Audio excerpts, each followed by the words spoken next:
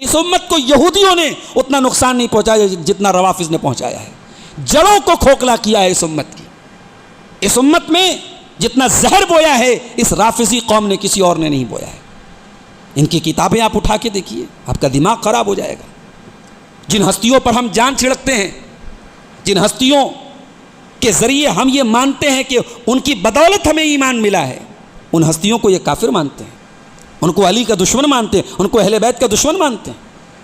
حضرت عائشہ کے بارے میں ان کی کتابوں میں لکھا ہے کہ وہ اپنے گھر میں غیر مردوں کو بلاتی تھیں، اور صبح صبح وہ غیر مرد جب نکلتے تو جنابت کی حالت میں ہوتے تھے. غیر مردوں کو نبی کے کمرے میں اللہ کے نبی کے کمرے میں حضرت عائشہ سلاتی. یہ ان کی کتابوں میں لکھا ہے. یہ بسا اوقات کسی بکری کو مارتے ہیں، کسی کتے کو نوچتے ہیں، اور اس کتے کو نام دے دیتے ہیں عمر کا، اس بکری کو نام دے دیتے ہیں عائشہ کا. دنیا میں جاہل سے جاہل قوم یہ کام نہیں کرتی ہے جو یہ کام یہ قوم کرتی ہے. ہمارے سامنے تصویریں آتی ہیں سوشل میڈیا پر، کبھی باتھ روم کے باہر یہ حضرت عائشہ کا نام لکھتے ہیں، کبھی اپنے پیر کی انگلیوں پر حضرت ابو بکر عثمان کا نام لکھتے ہیں. صحابہ کرام کی توہین کا، ان کی تحقیر کا، ان کی تذلیل کا کوئی موقع نہیں چھوڑتے. اور یہ ظالم یہ حضرت علی کے بارے میں بھی کہتے ہیں، وہ بھی تقیہ کرتے تھے. یہ کہتے ہیں کہ حضرت علی نے ابو بکر اور عمر اور عثمان کے دور میں کیوں نہیں مخالفت کی، کیوں نہیں تلوار نکالی. کہتے وہ تقیہ کر رہے تھے. وہ علی جو شیر خدا تھے، وہ علی جو اسد اللہ الغالب تھے، وہ علی جو حیدر کرار تھے، وہ علی جنہوں نے مرہب کو جو ہے خیبر میں پچھاڑ دیا، جنہوں نے عرب کے بہت بڑے پہلوان عمرو بن وط کو پٹک دیا. اس علی کے بارے میں کوئی ظالم یہ سوچے کہ وہ علی بزدلی کا مظاہرہ کریں گے تو نفاق ان کے بنیادی عقیدے میں شامل. کبھی حضرت ابو بکر پر جھوٹا الزام، کبھی حضرت عمر پر، کبھی حضرت عثمان پر، کبھی حضرت عائشہ پر، کبھی حضرت معاویہ پر، کبھی حضرت عمرو بن عاص پر. ان کا دین ہے الزامات کی بنیاد پر. یہ جب تک دو چار بہتان نہ لگا لے نبی کے صحابہ پر، ان کا کھانا ہضم نہیں ہوتا ہے. السلام علیکم ورحمۃ اللہ وبرکاتہ.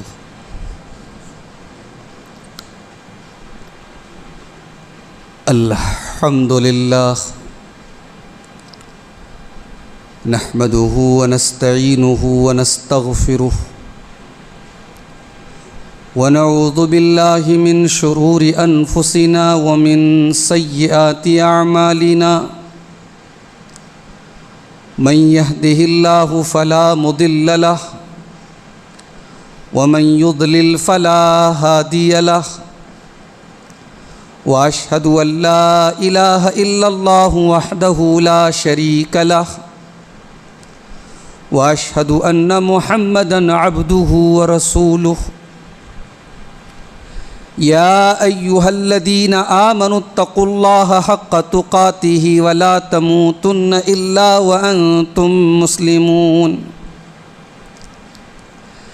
یا ایہا الناس اتقوا ربکم الذی خلقکم من نفس واحدہ وخلق منها زوجها وبث منهما رجالا كثيرا ونساء واتقوا الله الذي تساءلون به والأرحام إن الله كان عليكم رقيبا.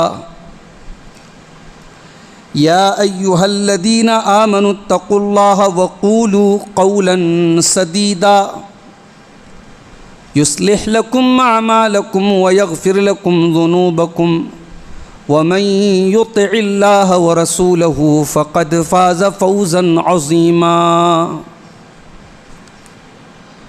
أما بعد فإن خير الحديث كتاب الله وخير الهدي هدي محمد صلى الله عليه وسلم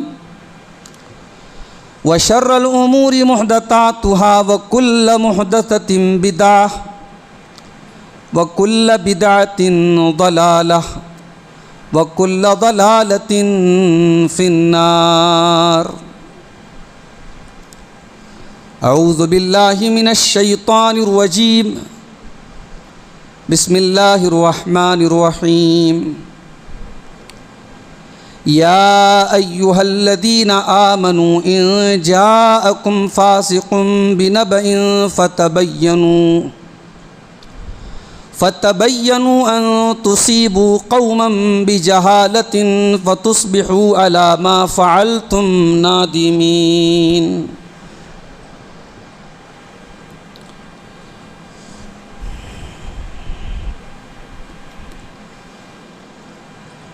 ایسے میرے آقا کے دلارے ہیں صحابہ، ایسے میرے آقا کے دلارے ہیں صحابہ، آقا ہیں اگر چاند ستارے ہیں صحابہ،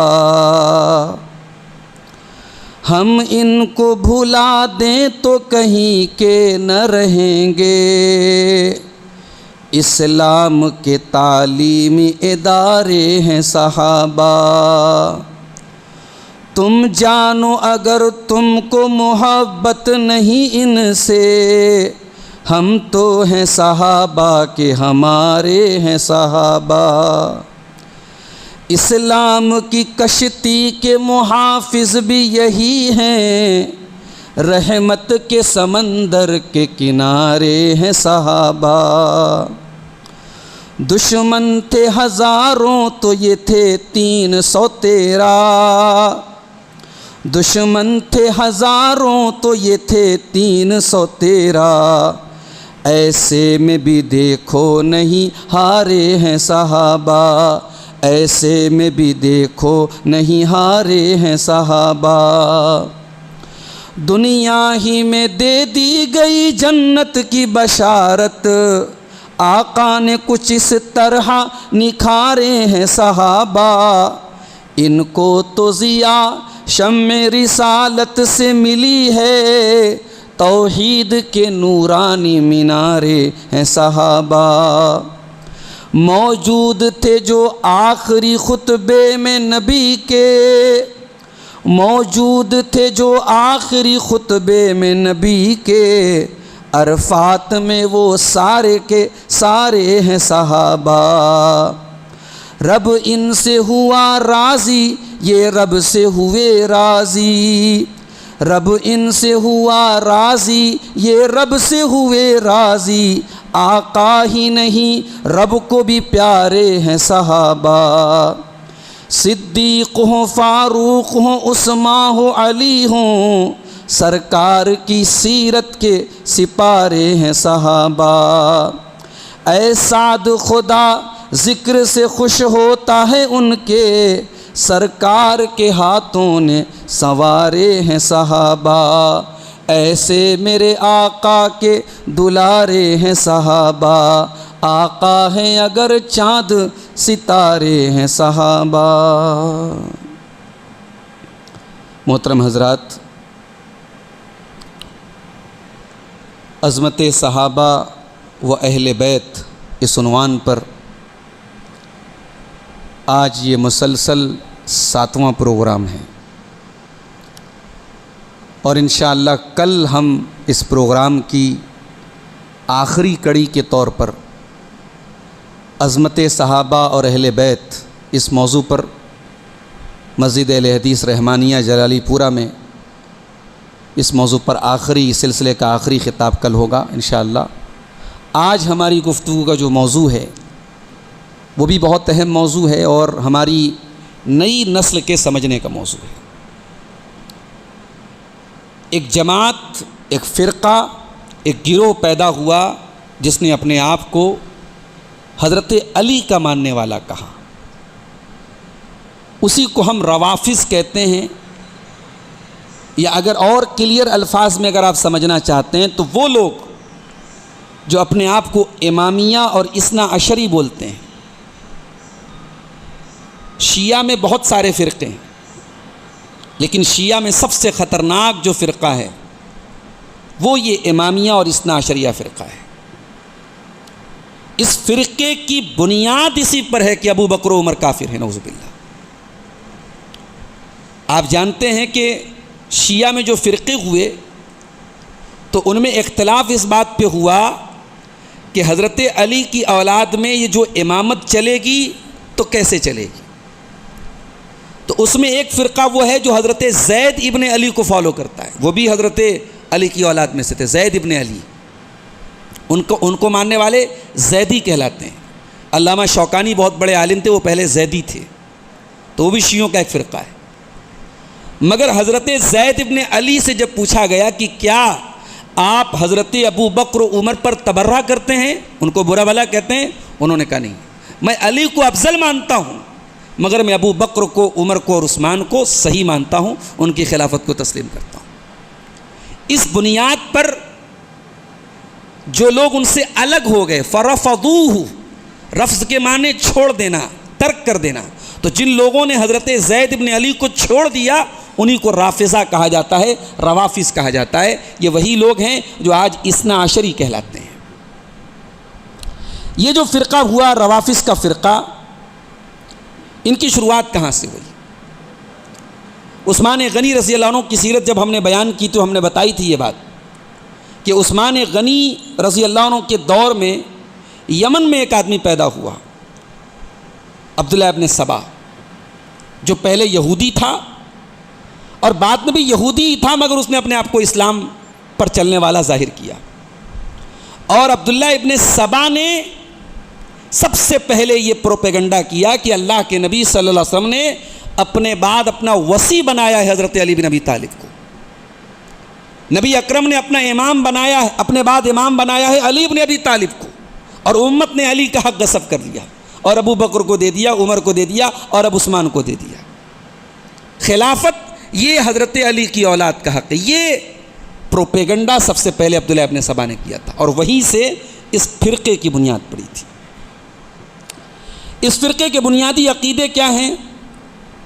یہ فرقہ یہ کہتا ہے کہ اللہ کے نبی کے بعد امامت یہ حضرت علی کا حق ہے، اور اللہ کے نبی صلی اللہ علیہ وسلم نے اپنی زندگی میں اعلان کر دیا کہ میرے بعد علی امام ہوں گے۔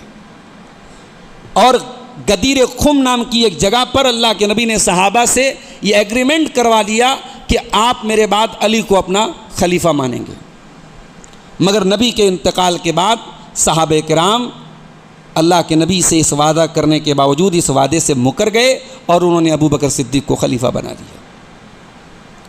یہ امامیہ فرقہ، اثنا عشریہ فرقہ یہ کہتا ہے کہ نبی کے بعد علی امام ہوئے اور حضرت علی کے بعد ان کے بڑے بیٹے حضرت حسن ابن علی وہ امام ہوئے، ان کے بعد حضرت حسین ابن علی شہید کربلا وہ امام ہوئے، ان کے بعد حضرت حسین کے بیٹے علی ابن الحسین جن کو زین العابدین کہا جاتا ہے، جن کی پیدائش سن 80 جن کا انتقال سن 122 ہجری میں ہوا، کہتے ہیں کہ وہ ان کے بعد امام تھے۔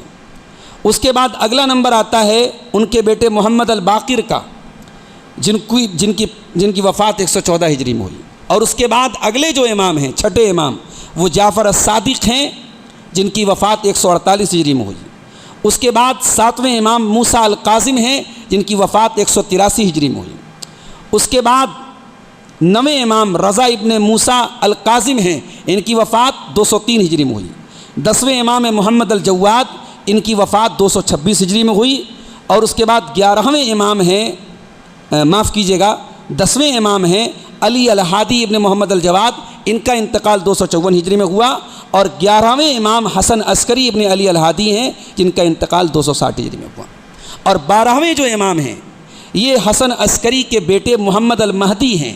یہ کب پیدا ہوئے یہ نہیں معلوم، لیکن ان حضرات کا یہ عقیدہ ہے کہ یہ پیدا ہونے کے بعد 5 سال کی عمر میں یا 6 سال کی عمر میں یہ غائب ہو گئے، اور قیامت کے پہلے عراق میں ایک جگہ ہے سرمن را، وہاں ایک سرنگ سے یہ نکلیں گے اور دنیا میں امن و انصاف قائم کریں گے۔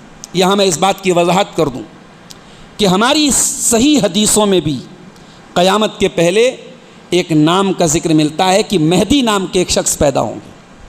یہ وہ مہدی بالکل نہیں ہوں گے جو شیعہ حضرات کا عقیدہ ہے، کیونکہ اللہ کے نبی نے جس مہدی کا تذکرہ کیا ہے وہ پیدا ہوں گے، وہ کہیں غائب نہیں ہوئے ہیں۔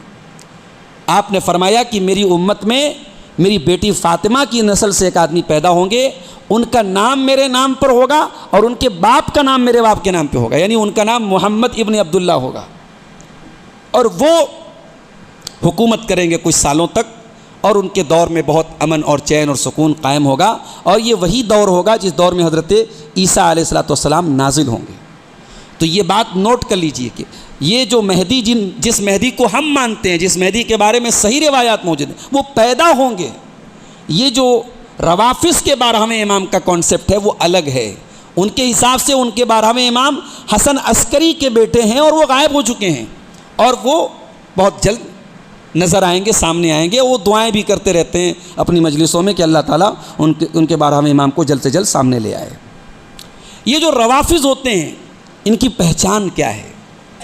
علامہ ابن تیمیہ کی کتاب ہے، اگر آپ کو موقع ملے تو اس کا مطالعہ کیجیے گا، اردو میں بھی آ چکی ہے، منہاج السنہ، بہت پیاری کتاب ہے۔ رافضیت کو اگر سمجھنا، اور اس دور میں سوشل میڈیا کے ذریعے ہمارے بہت سارے نوجوان، ابھی خاص طور سے جو پچھلے دنوں ایران اور اسرائیل کا معاملہ آیا تو بڑے دھڑلے سے ہمارے بعض نوجوان جو ہے وہ ایران کے جو صدر ہیں، جو وہاں کے سربراہ ہیں خامنئی، ان کا اسٹیٹس لگا رہے ہیں صاحب کہ یہ ہمارا ہیرو ہے۔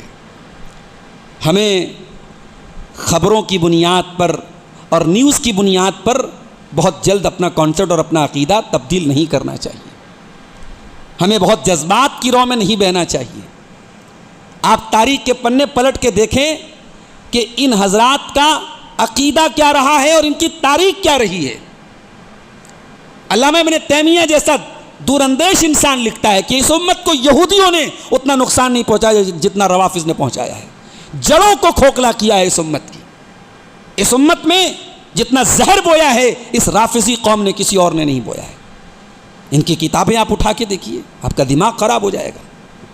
جن ہستیوں پر ہم جان چھڑکتے ہیں، جن ہستیوں کے ذریعے ہم یہ مانتے ہیں کہ ان کی بدولت ہمیں ایمان ملا ہے، ان ہستیوں کو یہ کافر مانتے ہیں، ان کو علی کا دشمن مانتے ہیں، ان کو اہل بیت کا دشمن مانتے ہیں۔ حضرت عائشہ کے بارے میں ان کی کتابوں میں لکھا ہے کہ وہ اپنے گھر میں غیر مردوں کو بلاتی تھیں، اور صبح صبح وہ غیر مرد جب نکلتے تو جنابت کی حالت میں ہوتے تھے۔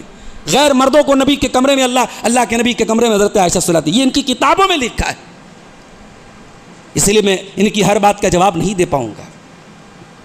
میں آج کچھ موٹی موٹی باتیں ان روافظ کے جو بنیادی جو عقیدے میں موجود ہیں، کچھ موٹی موٹی باتیں ہمارے صحابہ کے متعلق ہے، میں ان کا انشاءاللہ رد کروں گا۔ تو روافظ کی پہچان کیا؟ علامہ ابن تیمیہ کہتے ہیں سب سے پہلی پہچان یہ کہ بیوقوف ہوتے ہیں، یہ عقل کم ہوتی ہے ان کے اندر۔ یہ بسا اوقات کسی بکری کو مارتے ہیں، کسی کتے کو نوچتے ہیں، اور اس کتے کو نام دے دیتے ہیں عمر کا، اس بکری کو نام دے دیتے ہیں عائشہ کا۔ دنیا میں جاہل سے جاہل قوم یہ کام نہیں کرتی ہے جو یہ کام یہ قوم کرتی ہے۔ یہ علامہ ابن تیمیہ اپنے دور کی بات کر، اور آج بھی ہمارے سامنے تصویریں آتی ہیں سوشل میڈیا پر، کبھی باتھ روم کے باہر یہ حضرت عائشہ کا نام لکھتے ہیں، کبھی اپنے پیر کی انگلیوں پر حضرت ابو بکر عثمان کا نام لکھتے ہیں۔ صحابہ کرام کی توہین کا، ان کی تحقیر کا، ان کی تذلیل کا کوئی موقع نہیں چھوڑتے۔ علامہ ابن تیمیہ کہتے ہیں کہ بہت بڑے جاہل اور کم عقل یہ لوگ ہوتے ہیں۔ اور دوسری ان کی پہچان کیا ہے؟ نفاق۔ بہت بڑے منافق ہوتے ہیں، تقیہ باز ہوتے ہیں۔ جس کو شریعت میں نفاق کہا گیا اس کو انہوں نے تقیہ کا نام دے۔ تقیہ کیا ہوتا ہے؟ رہو کچھ شو کچھ کرو اپنے آپ کو۔ اور یہ ظالم، یہ حضرت علی کے بارے میں بھی کہتے ہیں، وہ بھی تقیہ کرتے تھے۔ یہ کہتے ہیں کہ حضرت علی نے ابو بکر اور عمر اور عثمان کے دور میں کیوں نہیں مخالفت کی، کیوں نہیں تلوار نکالی؟ کہتے وہ تقیہ کر رہے تھے۔ وہ علی جو شیر خدا تھے، وہ علی جو اسد اللہ الغالب تھے، وہ علی جو حیدر کرار تھے، وہ علی جنہوں نے مرہب کو جو ہے خیبر میں پچھاڑ دیا، جنہوں نے عرب کے بہت بڑے پہلوان عمرو بن وط کو پٹک دیا، اس علی کے بارے میں کوئی ظالم یہ سوچے کہ وہ علی بزدلی کا مظاہرہ کریں گے، تو نفاق ان کے بنیادی عقیدے میں شامل ہے۔ علامہ ابن تیمیہ کہتے ہیں وَالرَّافِضَةُ تَجْعَلُ هَذَا مِنْ أُصُولِ دِينِهَا، رافضی یہ نفاق کو اپنے دین کی بنیاد بناتے ہیں اور اس کو تقیہ کا نام دیتے ہیں، اور اپنے ائمہ اہل بیت سے نقل کرتے ہیں۔ امام جعفر الصادق کے بارے میں کہتے ہیں، وہ کہتے ہیں التقیۃ دینی و دین آبائی، تقیہ میرا دین ہے اور میرے باپ دادا کا دین ہے۔ اسی طریقے سے تیسری پہچان ہے ان روافظ کی، یہ جھوٹ بہت بولتے ہیں، کذاب ہوتے ہیں۔ اسی لیے علماء حدیث کے ہاں اگر کوئی رافضی راوی آ جاتا ہے، علماء حدیث کہتے ہیں نہیں بھائی اس کی حدیث ہم نہیں لے سکتے۔ علامہ ابن تیمیہ کہتے ہیں وَقَدِ اتَّفَقَ أَهْلُ الْعِلْمِ بِالنَّقْلِ وَالرِّوَایَةِ وَالْإِسْنَادِ عَلَىٰ أَنَّ الرَّافِضَةَ أَكْذَبُ الطَّوَائِفِ، تمام اہل علم کا اس بات پر اتفاق ہے کہ مسلمانوں کے تمام فرقوں میں سب سے جھوٹے اگر کوئی ہوتے ہیں تو یہ روافظ ہوتے ہیں. والکذب فیہم قدیم، اور ان کا جھوٹ کوئی نیا نہیں، بہت پرانا جھوٹ ہے ان کا. ولہذا کان ائمۃ الاسلام یعلمون امتیازهم بکثرۃ الکذب، اسی لیے ائمہ اسلام پہچان لیتے تھے ان کے جھوٹ کی وجہ سے. امام مالک سے پوچھا گیا رافضیوں کے بارے میں، انہوں نے کہا لا تکلمہم، ان سے بات مت کرو، ولا تروی عنہم، ان سے حدیث مت روایت کرو، فإنہم یکذبون، وہ جھوٹ بولتے ہیں. امام شافعی کہتے ہیں لم ارى احدا اشهد بالزور من الرافضہ، میں نے رافضیوں سے زیادہ جھوٹ بولنے والا کسی کو نہیں دیکھا. امام یزید بن ہارون کہتے ہیں یکتب عن کل صاحب بدعۃ اذا لم یکن داعیہ الا الرافضہ، کہ بدعتی سے حدیث لی جا سکتی ہے اگر وہ اپنی بدعت کی طرف نہ بلا رہا ہوں، سوائے روافظ کے، فإنہم یکذبون، وہ بہت جھوٹ بولتے ہیں. امام قاضی شریک بن عبداللہ کہتے ہیں احمل العلم عن کل من لقیت، میں علم لے لیتا ہوں جس سے ملاقات کرتا ہوں، الا الرافضہ، سوائے رافضیوں کے، فإنہم یضعون الحدیث، یہ حدیث گڑھتے ہیں، ویتخذونہ دینا، اور اسے دین بنا لیتے ہیں. امام اعمش کہتے ہیں ادرکت الناس وما یسمونہم الا الکذابین، میں نے دیکھا کہ لوگ رافضیوں کو کذابین کے نام سے یاد کرتے ہیں. اور چوتھی پہچان رافضیوں کی بہتان، جھوٹا الزام لگانا، کبھی حضرت ابوبکر پر جھوٹا الزام، کبھی حضرت عمر پر، کبھی حضرت عثمان پر، کبھی حضرت عائشہ پر، کبھی حضرت معاویہ پر، کبھی حضرت عمرو بن عاص پر. ان کا دین ہے الزامات کی بنیاد پر. یہ جب تک دو چار بہتان نہ لگا لے نبی کے صحابہ پر، ان کا کھانا ہضم نہیں ہوتا ہے. تو یہ ان کی پہچان ہے، بہتان. اور پانچویں پہچان علامہ ابن تیمیہ کہتے ہیں کہ اپنے باطل کے لیے تعصب بہت ہے ان کے اندر. کہتے ہیں اتنے بڑے متعصب ہوتے ہیں کہ اس میں سے بعض تو ایسے ہیں جو کبھی اونٹ پر سوار نہیں ہوتے. کہتے ہیں عائشہ رضی اللہ عنہ اونٹ پہ سوار ہو کے حضرت علی سے لڑنے گئی تھی تو اونٹ پہ سواری نہیں کرتے. بعض ان کے علماء نے کہا کہ بیٹی کو پورا حصہ دے دو. کیوں؟ کیونکہ ان کا یہ عقیدہ ہے کہ ابوبکر صدیق نے نبی کی بیٹی کو نبی کا حصہ نہیں دیا، تو کہا کہ صاحب ہم بیٹی کو پورا حصہ دیں گے. یہ زبردستی کا تعصب، اپنے باطل مسلک اور منہج کے لیے تعصب، یہ ان کی پہچان ہے. حتیٰ کہ بعض، علامہ ابن تیمیہ نے کہا کہ ان میں سے بعض لوگ 10 کی گنتی نہیں بولتے. 10 بولنا ہوتا تو کہتے 9 اور 1، 10 بولیں گے تو کہتے 10 مبشرہ مراد ہو جائیں گے.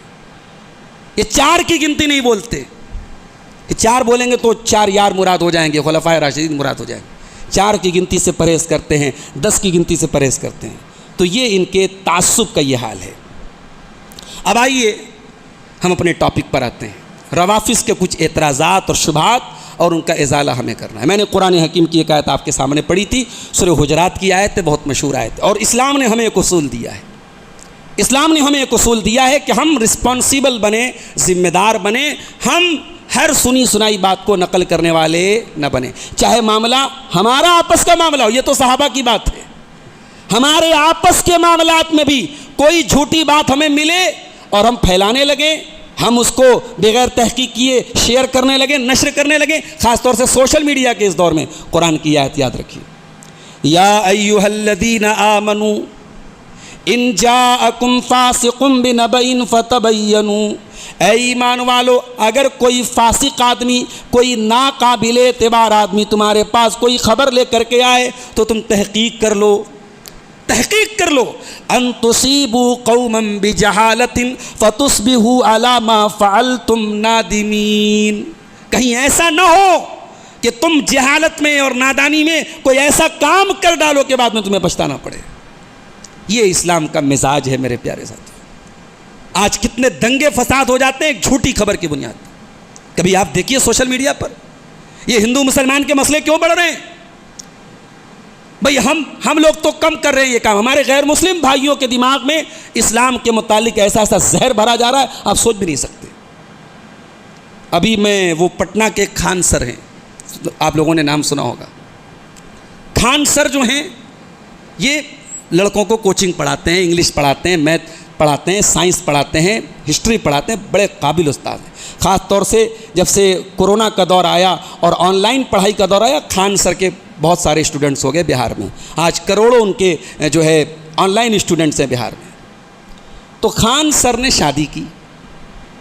اب وہ صاحب انہوں نے جو شادی کی تو ان کی دلہن کا جو فوٹو آیا سوشل میڈیا پہ تو دلہن گھونگھٹ میں تھی.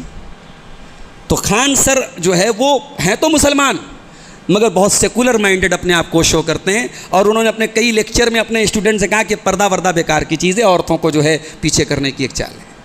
تو اس پر میں غیر مسلموں کا کمنٹ پڑھ رہا تھا، غیر مسلم کہہ رہے تھے بھائی دنیا کو گیان دے رہے تھے، اپنی شادی آئی تو اپنی بیوی کو پردے میں رکھا ہے، اس کا مطلب کہ یہ بنتے تو سیکولر ہیں، اندر سے تقیہ کر رہے ہیں۔ غیر مسلم لکھ رہا ہے تقیہ کر رہے ہیں، تقیہ کر رہے ہیں یعنی کٹر مسلمان ہیں، اندر سے کٹر مسلمان ہیں، اوپر سے اپنے آپ کو سیکولر شو کر رہے ہیں۔ یہ زہر بھرا جا رہا ہے۔ یعنی بہت سارے ایسے مسلمان ہیں جو بظاہر مسلمان ہیں، اسلام سے ان کا کوئی بہت خاص تعلق نہیں ہے، وہ رات دن صفائی پیش کرتے بھائی ہم کٹر مسلمان نہیں ہیں، ان کو بھی ہمارا غیر مسلم بھائی بخشنے کو تیار نہیں ہے، چاہے وہ بالی ووڈ کے ہیرو ہیروئن ہوں، چاہے وہ اس طریقے سے اپنے آپ کو سیکولر شو کرنے والے۔ یہ سب کیوں ہو رہا ہے؟ سوشل میڈیا کے ذریعے زہر بھرا جا رہا ہے مسلمانوں کے خلاف، اسلام کے خلاف۔ تو قرآن کی یہ آیت میرے بھائیوں، اس کو ایک اصول کے طور پر، ایک سلوگن کے طور پہ یاد کر لیجئے۔ اللہ نے فرمایا کہ کوئی فاسق آدمی کوئی خبر لائے تو تحقیق کر لو۔ اب آئیے روافظ کے اعتراضات کا جواب دینا ہے، ٹائم بھی ہمارے پاس محدود ہے۔ پہلا اعتراض جو میں آج آپ کے سامنے بیان کرنے جا رہا ہوں، روافظ کا یہ کہنا ہے کہ اللہ کے نبی صلی اللہ علیہ وسلم جب حج کر کے واپس لوٹ رہے تھے، حج آپ نے کب کیا تھا؟ آپ نے حج کیا تھا اپنے انتقال سے 2.5 مہینہ پہلے۔ انتقال کب ہوا تھا آپ کا؟ ربیع الاول میں ہوا تھا۔ اور حج کب ہوتا ہے؟ ذی القعدہ ذی الحجہ میں حج ہوتا ہے۔ تو اللہ کے رسول نے حج کے سفر سے واپسی کے دوران مکہ اور مدینہ کے بیچ میں ایک جگہ جو مدینہ سے تقریباً 150 کلومیٹر دور تھی، مکہ سے مدینہ لگ بھگ 500 کلومیٹر ہے، یعنی یہ جگہ مکہ سے دور تھی، مدینہ سے قریب تھی۔ آپ مدینہ پہنچنے والے تھے، نیئر اباؤٹ آپ مدینہ تھے، آپ نے اس جگہ پہ ایک تالاب تھا، وہاں پہ آپ نے خطبہ دیا۔ اب یہ روافظ کا کہنا ہے کہ اس خطبے میں اللہ کے نبی نے علی کا ہاتھ پکڑا اور اعلان کیا کہ صاحب من کنت مولا ہو فعلی مولا، جس کا میں مولا ہوں علی اس کے مولا ہے۔ اور اس کا مطلب یہ حضرات یہ بیان کرتے ہیں کہ اس کا مطلب یہ ہوا کہ اللہ کے نبی یہ کہہ رہے ہیں کہ بھئی تمہارا سردار میں ہوں، تمہارا آقا میں ہوں، اب میرے ماں تمہارے آقا اور امام علی ہوں گے۔ علی کی ولایت کا اعلان آپ نے کیا۔ اور 2.5 مہینے کے بعد جب اللہ کے نبی کا انتقال ہوا اور آپ کے انتقال کے بعد ابو بکر صدیق کو مسلمانوں نے اپنا خلیفہ چن لیا، یہ مسلمانوں نے نبی کے اس حکم کی نافرمانی کی، نبی کے ساتھ غداری کی، نبی کے ساتھ بے وفائی کی۔ یہ ان حضرات کا عقیدہ ہے۔ ہوا کیا تھا غدیر خم میں؟ آئیے پہلے ہم وہ روایت دیکھتے ہیں۔ یہ تو آپ نے دیکھ لیا کہ غدیر خم ایک جگہ کا نام ہے، ایک تالاب، غدیر مانے عربی میں تالاب ہوتا ہے، خم اس جگہ کا نام تھا۔ یہ جگہ کہاں تھی؟ مدینہ سے 150 کلومیٹر دور پر تھی۔ معاملہ کیا ہوا تھا کہ اللہ کے نبی نے حضرت خالد بن ولید کو بھیجا تھا یمن، ایک لڑائی میں، ایک جنگ میں بھیجا تھا۔ وہاں خالد بن ولید کو اللہ تعالیٰ نے کامیابی دے دی۔ خالد بن ولید وہ صحابی ہیں، اسلام کے پہلے جتنی جنگ لڑی سب میں کامیاب ہوئے، اسلام کے بعد جتنی جنگ لڑی سب میں کامیاب ہوئے۔ یہ تھے خالد بن ولید۔ کبھی موقع ملے تو خالد بن ولید کی زندگی کے بارے میں پڑھیے میرے بھائیوں۔ یہ کرکٹروں کو اپنا ہیرو بنانا چھوڑ دیجئے۔ یہ جو ہے فلمی دنیا کے ہیرو ہیروئن جن کے ایمان کا آتا پتہ نہیں، جن کے اخلاق کا آتا پتہ نہیں، ننگے دھڑنگے بیہودہ بے حیا لوگوں کو اپنا ہیرو بنانا چھوڑ دیجئے۔ ہمارے ہیرو تو یہ ہے نبی کے صحابہ ہیں۔ دنیا کوئی مائی کا لال ایسا لائے، کوئی کمانڈر ان چیف ایسا لائے، خالد بن ولید رضی اللہ تعالیٰ جس جنگ میں گئے جیت کر کے واپس آئے، اسلام کے پہلے بھی اسلام کے بعد۔ اور آپ کو حیرت ہوگی 2 لاکھ کی فوج کے مقابلے میں حضرت خالد بن ولید رضی اللہ تعالیٰ نے 3000 کی فوج کو بچا کے لے کے، 2 لاکھ کی فوج 3000 کو تو چٹنی بنا کے پیس دے، مگر یہ ٹیکٹک تھی ان کی، یہ ترکیب تھی ان کے دماغ تھا۔ آپ پڑھیے ان کی زندگی کے بارے میں میرے ساتھی۔ تو خالد بن ولید کو اللہ کے نبی نے یمن بھیجا، وہاں انہوں نے جنگ جیت لی، مال غنیمت حاصل ہوا۔ حضرت خالد بن ولید نے اللہ کے نبی کے پاس پیغام بھیجا کہ آپ کسی ایسے انسان کو بھیجیے جو اس مال غنیمت کا صحیح بٹوارا کرے۔ اللہ کے نبی نے حضرت علی کو بھیجا۔ حضرت علی نے بٹوارا کیا۔ بٹوارا جب کیا تو اس میں ایک اصول ہوتا ہے شریعت میں کہ جو مال غنیمت حاصل ہوتا ہے تو مال غنیمت کا 20% حصہ اللہ کے رسول اور آپ کے رشتہ داروں کو جاتا ہے، اس کو خمس بولتے ہیں۔ حضرت علی نے اس خمس میں سے کچھ لے لیا، کیونکہ حضرت علی بھی اللہ کے رسول کے اہل بیت میں سے داماد بھی تھے، چچا زاد بھائی بھی تھے، اور اللہ کے نبی کے گھر میں رہتے تھے۔ تو اس پر کچھ صحابہ کو اعتراض ہوا. جیسے ایک صحابی تھے جن کا نام بریدہ ابن حسین تھا، ان کو بڑا اعتراض ہوا. انہوں نے آ کر کے اللہ کے نبی سے ڈائریکٹ شکایت کی کہ اللہ کے نبی علی نے ایسا ایسا کیا ہے. اللہ کے نبی نے کوئی جواب نہیں دیا. جب بار بار اعتراض ہونے لگا تو اللہ کے نبی نے فرمایا کہ اے بریدہ اتبغض علی، علی سے نفرت کرتے ہو کیا؟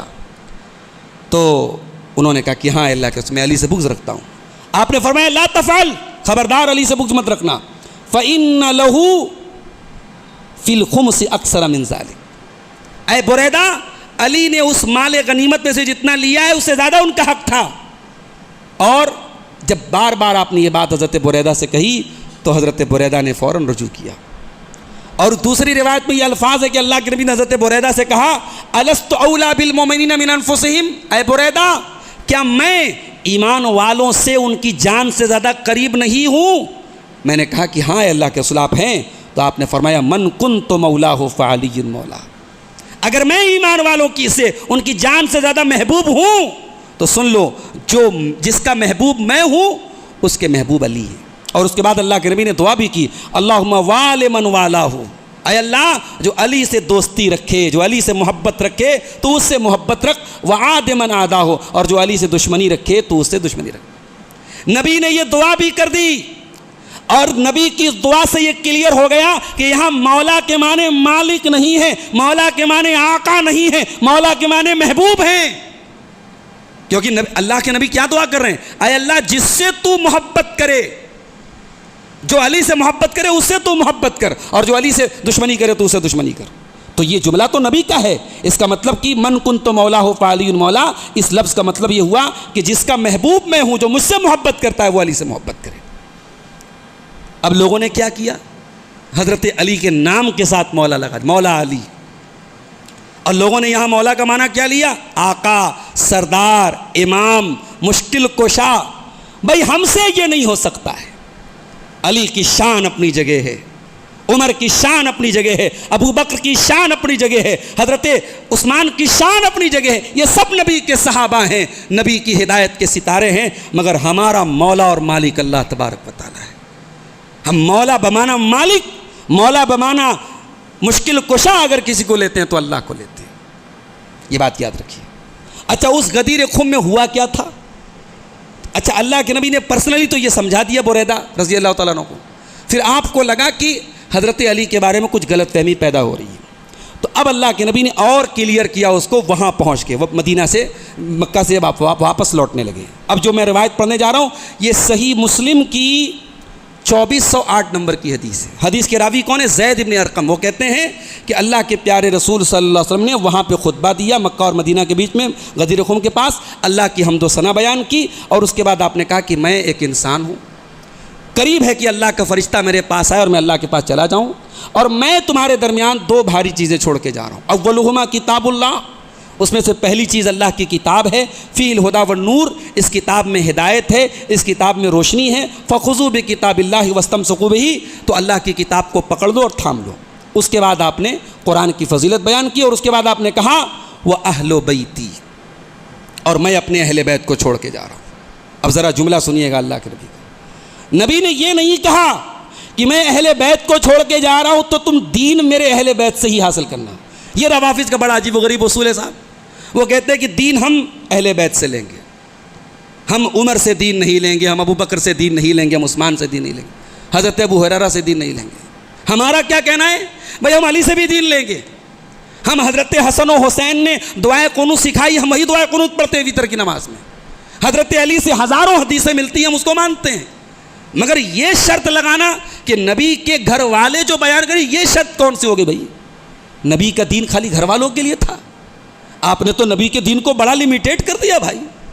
نبی نے تو عام دعا کی تھی، نظر اللہ عمران سمع مقالتی فوعاہا، اللہ اس انسان کے چہرے کو تر و تازہ کر دے، اللہ اس انسان کے چہرے کو فریش کر دے، اس کے چہرے کو رونق سے بھر دے جو میری حدیثوں کو سنتا ہے اور بیان کرتا ہے.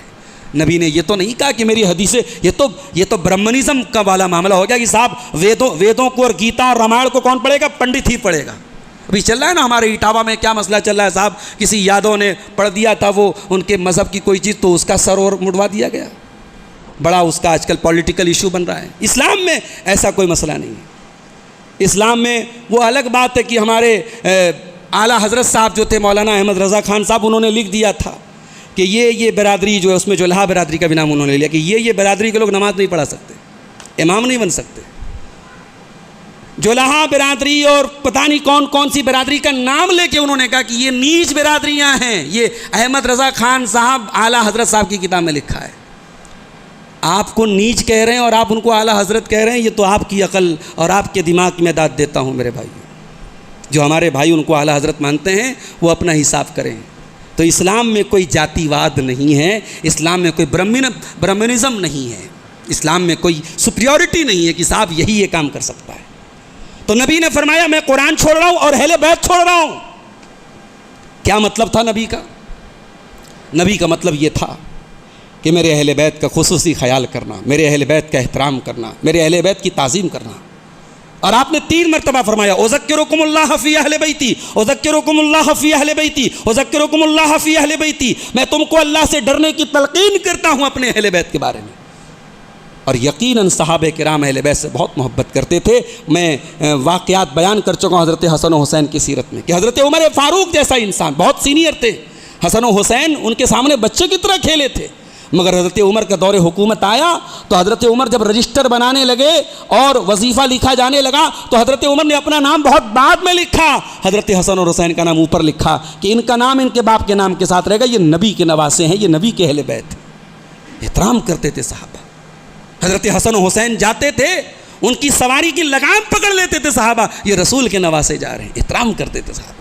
تو نبی کی وصیت کو صحابہ نے توڑا نہیں ہے میرے بھائیوں. صحابہ نے نبی کی وصیت کا بہت احترام کیا ہے. تو نبی نے اس موقع پر حضرت علی کی پوزیشن کو کلیئر کرنے کے لیے خطبہ دیا اور اہل بیت کی فضیلت بیان کی. یہ صحیح مسلم کی روایت ہے. اچھا، مسند احمد کی ایک روایت سن لیجئے. برا ابن عازب کہتے ہیں کہ ہم لوگ اللہ کے نبی کے ساتھ سفر میں جا رہے تھے. جب آپ غدیر خم میں پہنچے، لوگوں کو اکٹھا کیا، ظہر کی نماز پڑھائی، علی کا ہاتھ پکڑا اور آپ نے کہا کیا تم جانتے ہو میں مومنوں کی جان سے زیادہ قریب ہوں؟ صحابہ نے کہا.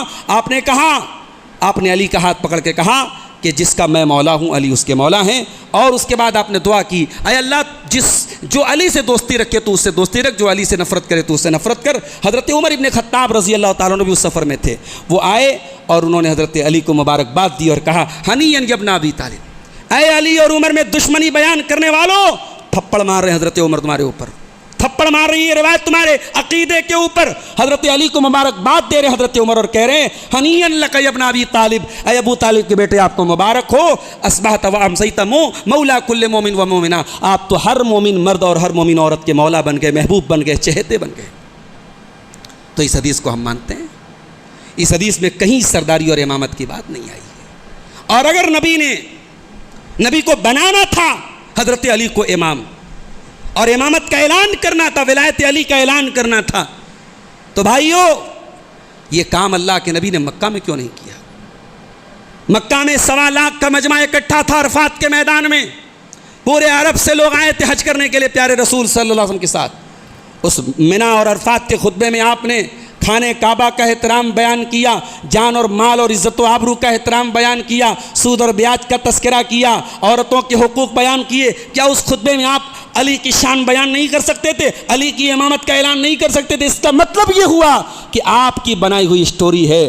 اگر وہ مسئلہ اتنا اہم ہوتا تو اس کا بہترین موقع حجۃ الوداع کا موقع تھا اور عرفات کا میدان تھا. 1.25 لاکھ کا مجمع تھا. جب حج ختم ہو گیا سارے علاقے کے لوگ اپنے اپنے علاقے میں چلے گئے اور اللہ کے نبی مدینہ واپس لوٹ رہے ہیں. اور مدینہ کے جو لوگ آپ کے ساتھ تھے، جو بھی اس سفر میں رہے ہوں، 100 200 500 جو لوگ بھی رہے ہوں، اتنے مجمع کے بیچ میں اللہ کے نبی علی کی ولایت کا اعلان کریں گے؟